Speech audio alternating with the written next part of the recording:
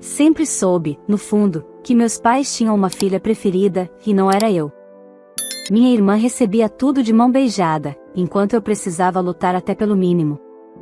Mas a situação saiu do controle no dia em que voltávamos de uma viagem da casa do meu tio. Dentro do carro, meu pai anunciou que eu deveria entregar minhas economias para financiar a loja de semijoias da minha irmã. Pensei que fosse uma piada, até perceber que todos estavam falando sério. Quando neguei, meu pai perdeu a cabeça, freou o carro, me puxou pelos cabelos e me deixou sozinha na beira da estrada. Naquele momento, percebi que estava por minha conta.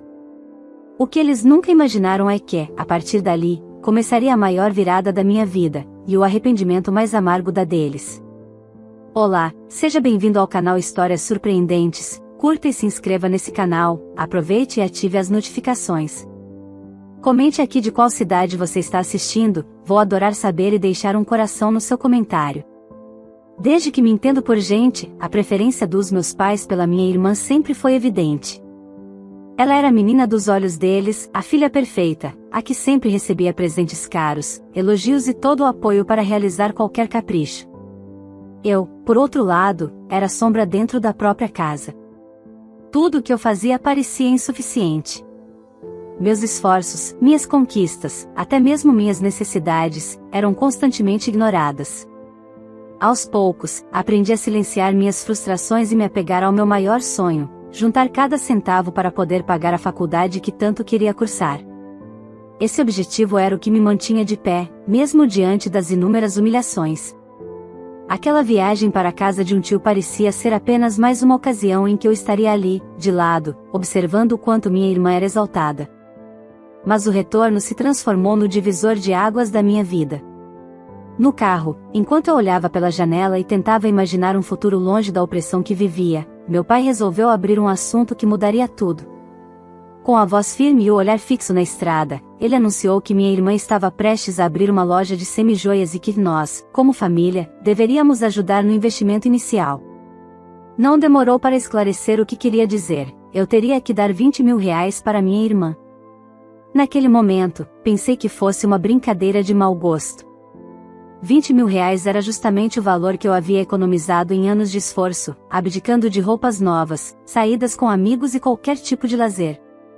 Era o valor que representava a porta de entrada para o meu sonho. Respirei fundo e disse que não faria isso. Mas a resposta não foi bem recebida. Meu pai ergueu a voz, gritou que aquilo não era uma opção, que eu deveria juntar minhas economias, fazer um empréstimo se necessário, e entregar o dinheiro. Minha mãe, como sempre, apoiava todas as decisões dele sem contestar. O que mais me feriu, no entanto, foi a reação da minha irmã. Ela riu. Riu como se minha dor fosse entretenimento, como se minha vida não passasse de uma piada. Com arrogância, disse que eu tinha o dever de ajudá-la, afinal, eu não seria ninguém na vida. Ela acreditava que estava destinada a construir um império, e que meu papel seria apenas servir como trampolim para seu sucesso. Mais uma vez, repeti que não faria isso. Que aquele dinheiro era meu, fruto do meu sacrifício, e que eu não abriria mão dele. Foi então que tudo aconteceu de forma tão rápida que parece até hoje um pesadelo. Meu pai freou o carro com violência, fazendo com que todos se desequilibrassem. Saiu do banco do motorista como se fosse um furacão, abriu a porta ao meu lado e me puxou pelos cabelos para fora. Senti o asfalto quente e áspero contra minha pele. Ele gritou, dizendo que eu era uma imbecil, um peso, alguém que só trouxe despesas à família. E, sem um pingo de hesitação, determinou que se eu não aceitasse entregar o dinheiro, não deveria sequer pensar em voltar para casa. Enquanto eu tentava me levantar, atonita e ferida, vi a cena que jamais esquecerei. Meu pai voltou calmamente para o carro, minha mãe não esboçou reação alguma, e minha irmã sorria de dentro do veículo, como quem já se considerava vitoriosa.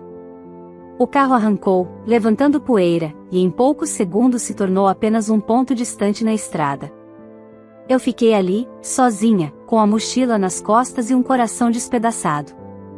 No entanto, naquele instante de abandono, algo começou a se transformar dentro de mim. A dor e a revolta se misturaram a uma determinação que eu jamais havia sentido antes. Se eles acreditavam que poderiam me destruir, estavam enganados. Eles haviam me deixado na beira de uma estrada, mas eu usaria aquela queda para me reerguer de um jeito que nenhum deles seria capaz de prever. Mal sabiam meus pais e minha irmã que aquele seria o início do arrependimento mais amargo de suas vidas. Fiquei alguns minutos parada na beira da estrada, com o coração acelerado e a mente confusa. O silêncio, interrompido apenas pelo som distante de carros passando, parecia zombar da minha solidão. Eu ainda sentia a dor no couro cabeludo, resultado da brutalidade com que meu pai me arrancara do carro, mas a dor física era pequena comparada ao vazio que tomava conta do meu peito. Olhei ao redor, tentando decidir o que fazer. A estrada era longa, ladeada por mato e pequenas árvores, e o sol começava a se inclinar no horizonte. Com passos vacilantes, comecei a andar sem rumo. Não sabia se encontraria algum ponto de apoio, mas não podia ficar ali, parada, esperando que alguém aparecesse por acaso. Depois de alguns quilômetros, uma pequena vila surgiu no horizonte, com casas simples, algumas vendinhas e um posto de gasolina. Meu corpo já pedia descanso, mas meu orgulho me obrigava a continuar firme. Entrei em uma padaria, onde o cheiro de pão fresco me fez perceber o quanto estava faminta. Com o pouco dinheiro que tinha na carteira, apenas notas que guardava separadas das minhas economias reais, trancadas em um cofre simples no meu quarto, comprei um café e um pão. Enquanto comia, percebia os olhares curiosos das pessoas, provavelmente se perguntando por que uma jovem sozinha, com aparência abatida, estava ali àquela hora. Não me importei. Naquele momento, precisava apenas recobrar as forças. Peguei meu celular e percebi que tinha sinal fraco. As mensagens de meus pais e da minha irmã eram inexistentes. Nenhuma preocupação, nenhum arrependimento, nenhuma tentativa de me procurar. Era como se, ao me deixarem, tivessem apagado minha existência. O peito doeu, mas também despertou algo dentro de mim. Se eu não era nada para eles, então não devia mais nada a ninguém daquela família. Lembrei do cofre em meu quarto. As economias da minha vida estavam lá. Se meus pais descobrissem, poderiam simplesmente pegar tudo, alegando que era obrigação minha ajudar a família. Eu precisava agir rápido. Foi então que decidi que não voltaria para casa, pelo menos não sem ter um plano. Respirei fundo e, com o celular nas mãos, procurei o número de uma colega de escola, a única com quem eu havia mantido contato depois que todos se afastaram por causa das atitudes da minha família. Expliquei, com a voz trêmula, o que havia acontecido. Ela ficou em choque, mas não hesitou, disse que poderia me receber por alguns dias, até eu decidir o que fazer. A casa dela ficava em uma cidade próxima, e bastava pegar um ônibus intermunicipal. Com o pouco dinheiro que restava, comprei a passagem e segui viagem naquela mesma noite. Durante o trajeto, olhei pela janela do ônibus e senti uma mistura de medo e liberdade. Era assustador estar sozinha, mas, pela primeira vez, eu tinha a chance de escrever minha própria história sem que ninguém decidisse por mim. Ao chegar, minha colega me abraçou com força. A família dela, humilde, me recebeu com generosidade. Dormi em um colchão no chão do quarto dela, mas para mim aquilo foi mais confortável do que qualquer cama da casa dos meus pais, onde meu coração nunca encontrava descanso. No dia seguinte, tomei a decisão mais difícil. Precisava recuperar minhas economias antes que meus pais se dessem conta de que eu não voltaria para casa. Com a ajuda da minha amiga, voltei discretamente até a cidade onde morávamos. Esperei o momento em que sabia que meus pais e minha irmã não estariam em casa e, usando a chave que ainda tinha, entrei. Meu coração parecia que ia explodir, mas fui direto até o meu quarto. O cofre estava exatamente onde eu havia deixado. Quando abri, senti um alívio imenso ao ver que todo o dinheiro estava intacto. Guardei as notas em uma mochila pequena e saí de casa sem olhar para trás. De volta à casa da minha amiga, contei o que havia conseguido fazer. Ela sorriu e disse que aquele dinheiro, que meus pais tanto queriam roubar para a loja da minha irmã, agora seria a semente para que eu finalmente conquistasse meus sonhos. Eu ainda não sabia como, mas tinha certeza de que a faculdade não seria um sonho distante. Eu faria acontecer. Naquela mesma semana, comecei a pesquisar cursos, universidades e valores de mensalidades. Também procurei trabalhos de meio período para poder me sustentar enquanto estudava. Cada clique, cada pesquisa, era como um tijolo que eu colocava na construção da vida que meus pais sempre disseram que eu não teria. Enquanto isso, eu me perguntava como estava sendo a vida na casa deles. Imaginava minha irmã recebendo apoio cego de meus pais, acreditando que abriria sua loja com dinheiro fácil. Talvez até estivessem certos de que eu cederia, como tantas vezes fiz no passado.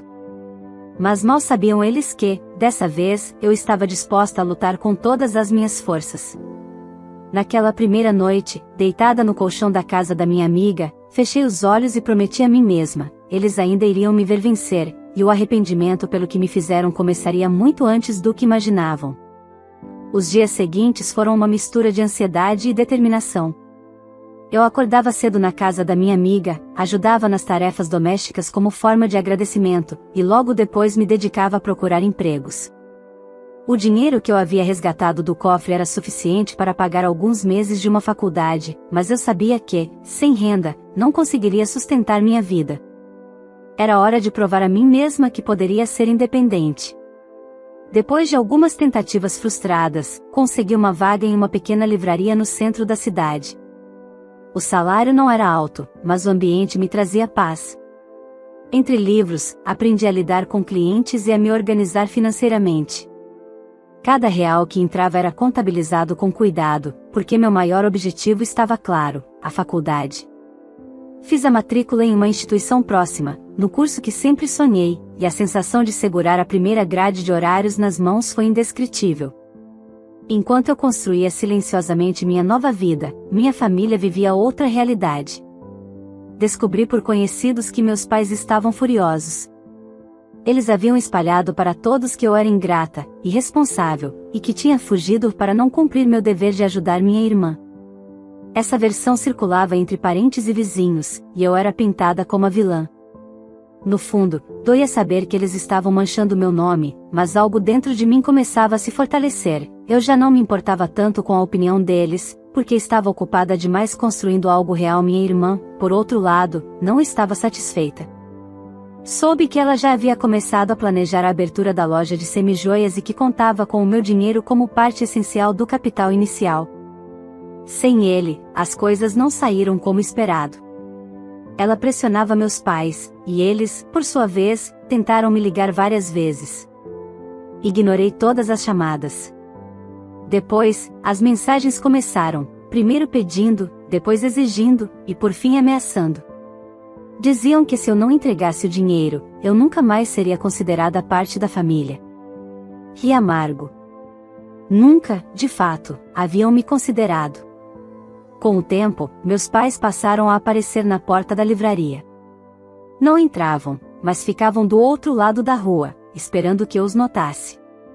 A primeira vez que vi, meu coração disparou. Senti medo, raiva, e uma estranha compaixão. Mas decidi não ceder. Continuei atendendo os clientes como se nada estivesse acontecendo. Eles não tinham mais poder sobre mim, e eu faria questão de mostrar isso. Na faculdade, fui me adaptando à rotina intensa. Estudava à noite, trabalhava durante o dia e usava os fins de semana para revisar o conteúdo. Era cansativo, mas gratificante. Fiz amizade com alguns colegas que, diferente da minha família, valorizavam meus esforços. Pela primeira vez, senti que pertencia a algum lugar. Cada prova que eu passava, cada nota boa que recebia, era como um soco silencioso no rosto daquelas vozes que, por anos, repetiram que eu não seria ninguém. Entretanto, não demorou para a pressão da minha família se intensificar. Um dia, ao sair da aula, encontrei meu pai encostado no carro, me esperando. O frio na espinha foi imediato. Ele se aproximou com um olhar carregado de raiva e disse que estava na hora de parar com uma palhaçada. Que eu deveria pegar o dinheiro e entregá-lo, porque minha irmã estava sofrendo com dívidas iniciais da loja. Respondi com firmeza que não daria nada, que aquele dinheiro era meu e seria usado no meu futuro.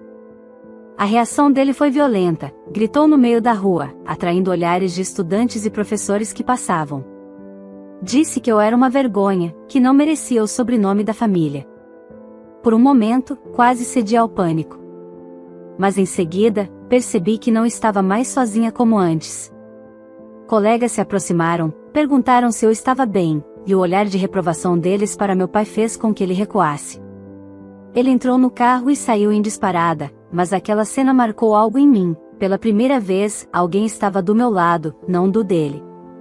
Nos dias seguintes, continuei recebendo mensagens cada vez mais agressivas da minha mãe e da minha irmã. Minha mãe dizia que eu estava destruindo a família, que minha irmã tinha um futuro brilhante e que, por inveja, eu estava sabotando. Minha irmã mandava áudios debochados, repetindo que eu nunca chegaria a lugar nenhum. Mas, curiosamente, cada palavra delas funcionava como combustível para minha determinação. Enquanto eles se afundavam em desespero e arrogância, eu estava crescendo. E comecei a perceber que meu sucesso não viria apenas do meu esforço acadêmico. O trabalho na livraria me ensinava diariamente como administrar estoque, lidar com fornecedores e organizar finanças. Conhecimentos práticos que eu sabia que seriam valiosos no futuro. Foi então que uma ideia começou a nascer: talvez eu pudesse ir além do simples sonho de concluir a faculdade. Talvez eu pudesse criar algo meu, algo que mostrasse, de uma vez por todas, que eu era capaz.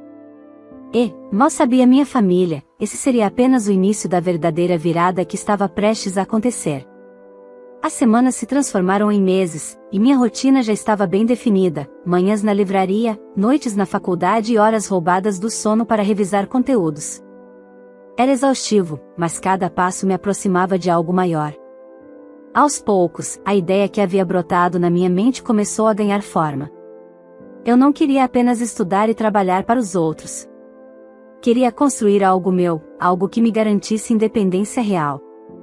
Na livraria, observava atentamente como o dono lidava com fornecedores e clientes. Era um homem simples, mas extremamente organizado. Ele percebeu meu interesse e, talvez por ver em mim a dedicação que meus pais nunca valorizaram, começou a me ensinar sobre margens de lucro, fluxo de caixa e negociações. Eu absorvia cada palavra como se fosse ouro. Paralelamente, comecei a guardar parte do meu salário e a planejar como poderia multiplicar minhas economias. Lembrei-me de que sempre tive talento para artesanato, principalmente para confeccionar cadernos personalizados e pequenos acessórios. Era um hobby que me ajudava a aliviar a mente, mas que agora poderia se tornar uma oportunidade. Decidi investir uma pequena quantia em materiais e, nas horas vagas, produzi minhas primeiras peças. Criei coragem e levei alguns cadernos para a faculdade. Mostrei aos colegas, que se encantaram. Em menos de uma semana, já tinha vendido todos. O lucro, embora modesto, me deu uma sensação indescritível. Era como se estivesse provando, a cada venda, que eu poderia trilhar meu próprio caminho. A notícia se espalhou, e logo professores e até clientes da livraria começaram a fazer encomendas. Enquanto isso, a situação da minha família tomava um rumo diferente. A loja de semijoias da minha irmã, que havia sido inaugurada às pressas, não ia nada bem. Faltava planejamento, organização e, principalmente, disciplina. Ela havia se acostumado a sempre ter tudo entregue de bandeja, sem esforço.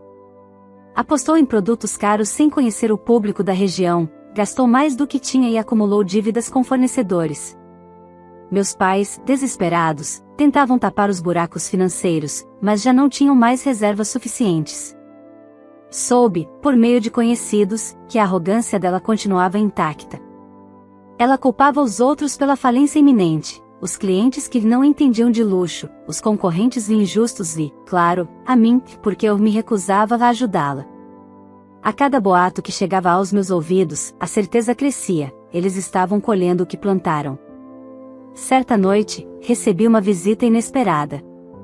Estava na saída da faculdade quando vi minha mãe encostada perto do portão. O coração disparou. Ela parecia abatida, diferente da figura firme que sempre acompanhava as ordens do meu pai. Quando me aproximei, ela não perdeu tempo, pediu que eu reconsiderasse, que ajudasse sua irmã, porque a família estava prestes a perder tudo. Respirei fundo e, pela primeira vez, falei sem medo: mãe, vocês escolheram um caminho sem mim. Vocês me abandonaram na beira de uma estrada, como se eu não tivesse valor algum. Eu lutei para me reerguer, e agora não vou abrir mão da minha vida para consertar os erros de vocês. Ela tentou argumentar, dizendo que família era família, que eu deveria pensar no sangue que corria em nossas veias.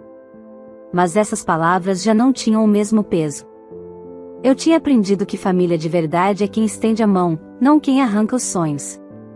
Sem conseguir resposta, ela saiu com lágrimas nos olhos. Nos dias seguintes, as mensagens se tornaram ainda mais agressivas. Meu pai voltou a ameaçar que me deserdaria, como se eu ainda dependesse deles. Minha irmã mandava áudios debochados, dizendo que eu só conseguia vender tranqueiras de papel e que jamais teria algo grande. Eu lia tudo em silêncio, sem responder, e usava cada palavra como motivação. Foi então que um professor da faculdade, impressionado com meus cadernos personalizados, me indicou para uma feira de pequenos empreendedores locais. Era a chance que eu precisava para dar visibilidade ao meu trabalho. Passei noites em claro produzindo estoque, organizando etiquetas e calculando preços. No dia da feira, montei minha barraca com nervosismo, mas logo o movimento começou. As pessoas se encantavam com os detalhes artesanais, e em poucas horas quase todo o estoque havia sido vendido. Um dono de papelaria, interessado, pediu meu contato para conversar sobre uma possível parceria. Saí dali com o coração em êxtase. Era prova de que eu estava no caminho certo, mesmo que pequeno, mesmo que ainda em construção. Enquanto eu dava meus primeiros passos rumo à independência, minha família afundava em problemas. E, pela primeira vez, percebi que não era eu quem precisava deles, eram eles que começavam a precisar de mim. E essa constatação mudaria tudo nos próximos capítulos da minha história. A Feira de Pequenos Empreendedores foi um marco. Não apenas pelas vendas, mas pela confiança que me trouxe. Voltei para a casa da minha amiga exausta, mas sorrindo como há muito tempo não sorria. Aquela sensação de estar no caminho certo era algo que meus pais e minha irmã jamais entenderiam. Enquanto eu plantava meus próprios frutos, eles insistiam em colher de campos que nunca cuidaram.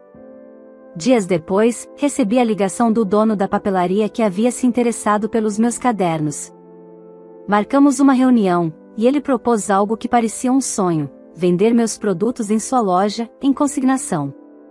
Ele me explicou como funcionaria, e vi ali a chance de expandir sem precisar de grandes investimentos. Aceitei imediatamente.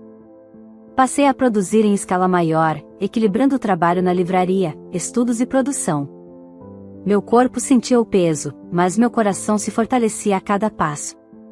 Enquanto minha vida avançava, a loja da minha irmã afundava em dívidas.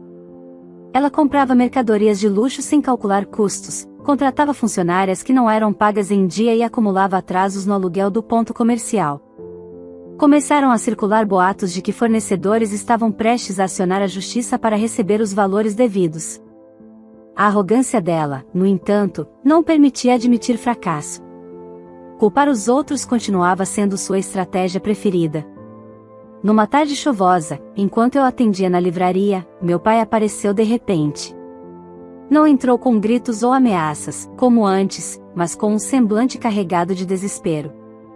Pediu para conversarmos do lado de fora. Fomos até a calçada, e ele, sem rodeios, disse: "Sua irmã está atolada em dívidas. Se não fizermos algo rápido, vamos perder a casa para pagar credores." Fiquei em silêncio por alguns segundos, sentindo uma estranha mistura de tristeza e ironia. Ele, que me chamou de inútil, agora implorava ajuda. Respondi com firmeza: "Pai, quando vocês me deixaram naquela estrada, decidiram que eu não fazia mais parte da família. Hoje, eu tenho minha vida, meu trabalho e meus estudos. Não vou sacrificar tudo para salvar quem nunca moveu um dedo por mim." Os olhos dele faiscaram de raiva. Murmurou que eu estava sendo egoísta, que sangue era sangue. Mas eu já não me abalava. Apenas me despedi e voltei para dentro. Pela primeira vez, percebi que a autoridade dele sobre mim havia se dissolvido completamente. As tentativas não pararam por aí. Minha mãe foi a próxima. Apareceu na porta da faculdade, com lágrimas e voz trêmula, tentando me sensibilizar. Disse que a vizinhança falava mal da família, que minha irmã estava doente de tanta pressão, que eles precisavam de mim. Eu a ouvi com respeito, mas respondi: "Mãe, não é falta de dinheiro que vocês têm. É falta de responsabilidade." Sempre colocaram todos os recursos na mão da minha irmã, acreditando que ela era melhor. Agora estão colhendo o resultado disso. Ela chorou ainda mais, mas eu não cedi. Dentro de mim, havia dor por vê-la naquele estado, mas também havia clareza, não era meu papel salvar quem havia me jogado fora. Enquanto a situação deles se deteriorava, eu fortalecia meus alicerces. A parceria com a papelaria começou a render bons frutos. As encomendas aumentaram, e logo tive que contratar 2 colegas da faculdade para me ajudar na produção. Eu pagava pouco, mas de forma justa, e elas ficaram felizes por participar. Senti orgulho de estar, aos poucos, me tornando aquilo que meus pais diziam que eu jamais seria, alguém capaz de construir algo do zero. Aos poucos, outras portas começaram a se abrir. Uma professora, impressionada com minha dedicação, me indicou para participar de um programa de incubação de pequenos negócios, promovido pela própria faculdade. Lá, recebi mentoria sobre gestão, marketing e expansão. Saí de cada encontro com a sensação de estar armada de ferramentas que antes eu nem sabia que existiam. Enquanto isso, minha irmã enfrentava uma realidade cruel. Os fornecedores finalmente entraram com ações judiciais, o aluguel atrasado resultou em notificação de despejo, e clientes que compraram peças em consignação passaram a reclamar de produtos de baixa qualidade. A loja dos sonhos se transformou em pesadelo. Os comentários que chegavam até mim eram cada vez mais duros. Vizinhos diziam que ela surtava dentro de casa, gritando que tudo era minha culpa. Meus pais, por sua vez, estavam vendendo bens pessoais para tentar segurar a situação, mas o buraco era fundo demais. Naquele cenário, percebi algo importante: eles estavam, enfim, provando o gosto amargo das escolhas que fizeram. Eu, que sempre fui tratada como a filha sem futuro, era a única que conseguia se manter de pé. Numa noite, recebi uma mensagem inesperada de um número desconhecido. Era minha irmã. O texto dizia: "Você venceu, não é? Mas não pense que acabou.